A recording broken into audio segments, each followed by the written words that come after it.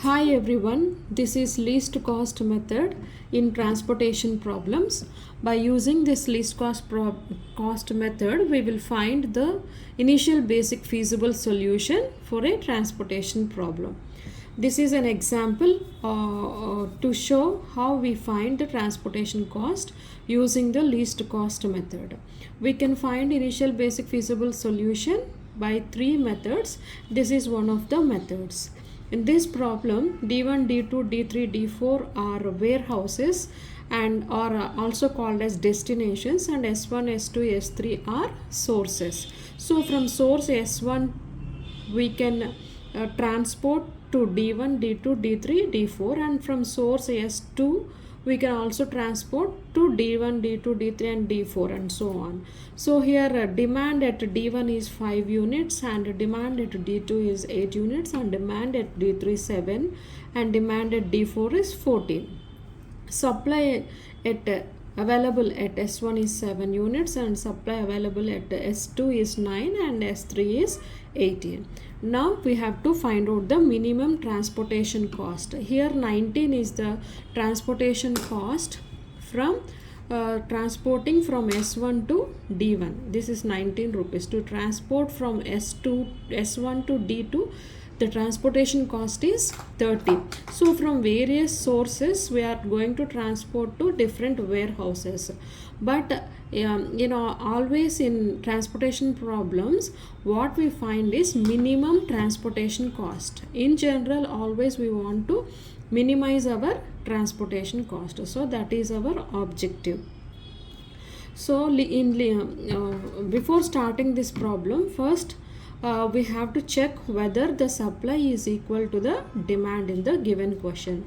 Here supply is 34 and demand 5 plus 8 plus 7 plus 14 is also 34. So here demand and supply both are equal, which is 34. This is called as rim condition. So then we can proceed the problem. So in least cost method, first from the entire table we will find what is the least cost. So among all these costs, 8 is the least number. So corresponding to 8, the supply is 18 units and demand is 8 units. So since demand is 8 units, supply is 18 units, we will assign 8 units to D2 because the demand is 8 units. Since the demand needed in D2 is completed or it is satisfied, so we will strike off this column D2. Now here from 18 we have given 8 units. So how many units remaining? 10 units remaining. Now we will ignore this second column. From the remaining entries, from the remaining cells, we will find the next least cost. Next least cost is 10. 10 is here. So at 10 the supply is 7 and the demand is 14. So the minimum number is 7. So we will allocate 7 here. So here at S1 the supply is completed, so we will strike off this row. And at D4 the demand is 14, already 7 is supplied, so the remaining demand is 7 here. So this column is satisfied and this row is satisfied. We will ignore the column and row which are satisfied. Now from the remaining we will find the next least cost. So the next least cost is 20.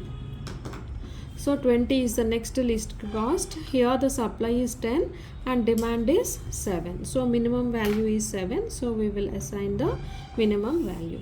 So here the demand is completed. So out of 10 we have supplied 7.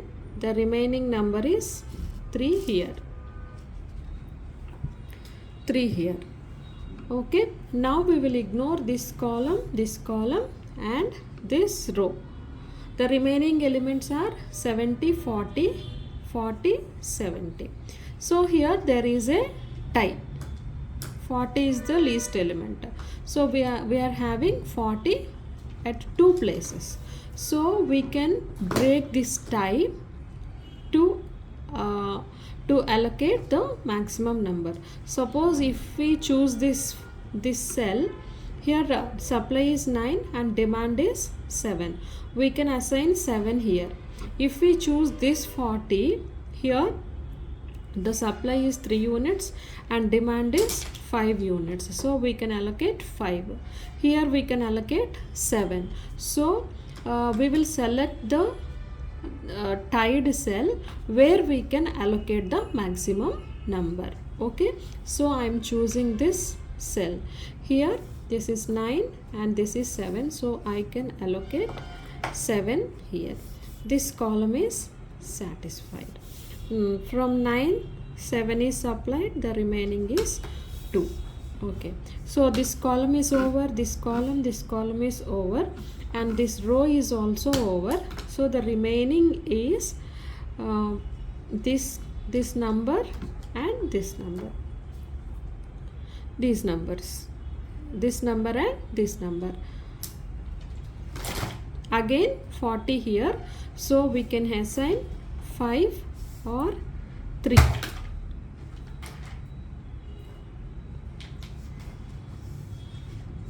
We can assign 3 here and we can assign 2 here.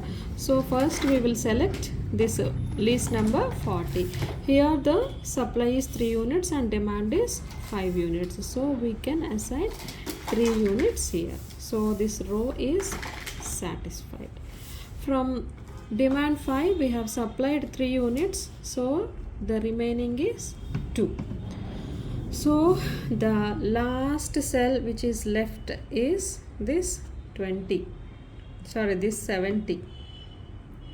Because this column over, this column over, this column over, and first row and third row are over. So the left behind cell is this 70. So here 2 is supply and 2 is demand. So we can allocate 2 here. So this row is satisfied and this column is satisfied simultaneously. Now we will find out the total cost, total transportation cost.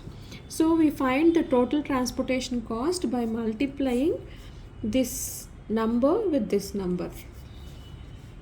10 into 7 plus 70 into 2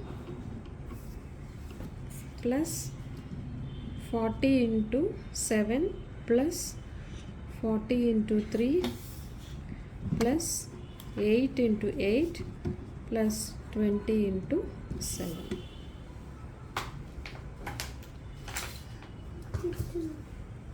So 10 into 7, 70 plus 70 into 2, 140 plus 47, 120 plus 64 plus 140. So we can find the number.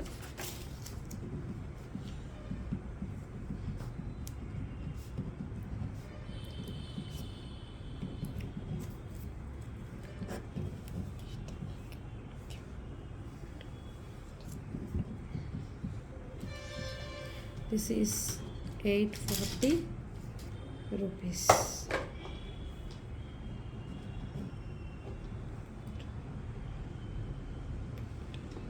814 rupees, sorry, 814 rupees. So the total cost is 814 rupees.